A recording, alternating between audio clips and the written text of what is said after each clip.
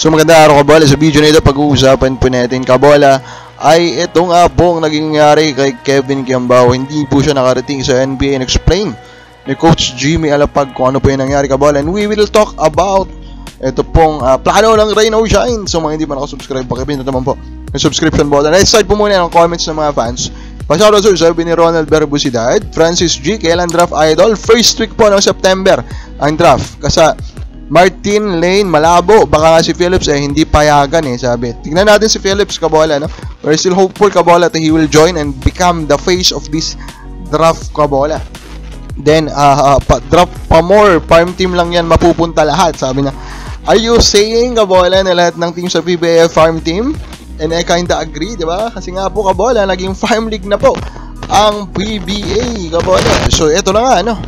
Ito pong si Kevin Kiambao and explain ni Coach Jimmy Alapag ano bang nangyari dito po sa try ni Kevin Kiambao dito po sa NBA na sumali sana sa Summer League kabola. So ang explanation po dito si Jimmy Alapag, maaga naman na nag-reach out kabola ito pong si Kevin Kiambao. Unfortunately lang kabola kasi si Kevin Kiambao parang magkaroon ng miscommunication between the two. Maaga siyang nag-reach out kabola, pero yung second reach out niya near around June daw kabola. Ang pagkaka-state niya kasi kabola in a way dito po kay Coach Jimmy para kasing meron na siyang na-set up na mga workouts kabola. Kaya in a way yun ang pagkakaintindi ni Coach Jimmy Alapag. And then suddenly, di ba, mga near July kabola, yun nagtatanong na itong si Kevin Kiambao kung pwede na po siyang mag-workout for the Sacramento Kings kabola. And of course, ang sabi naman ni Coach Jimmy, at that point, nakaset up na yung mga teams, mahirap nang mabago. Pero sa akin naman kabola, di ba, I think kung may paraan, di ba, kung gusto, may paraan, sabi nila, di ba kabola.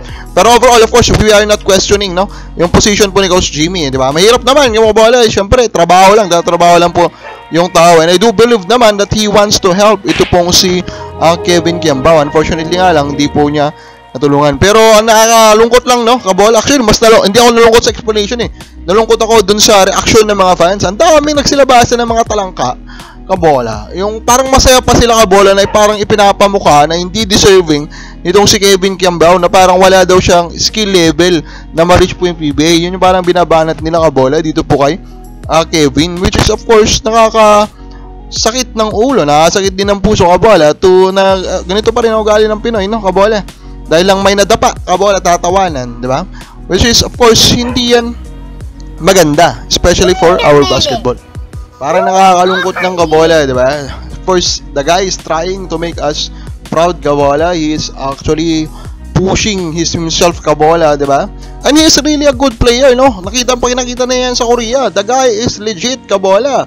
He is a baller, kabola. Yung mga nagsasabi na talagang hindi siya magaling kaya hindi siya nabigyan ng opportunity, that's not the case kabola. The explanation was clear by Coach Jimmy. It was too late for him kabola. Pero yung criticism kabola na mukhang nasa maling management siya kasi na-find out kabola ng management pa rin yung si Kevin Kiambao is same lang din daw sa management din ni Kai Sotto. Which is of course alam naman na natin ang nangyari kay Sotto kabola, nagkaroon siya ng maraming mistakes kabola.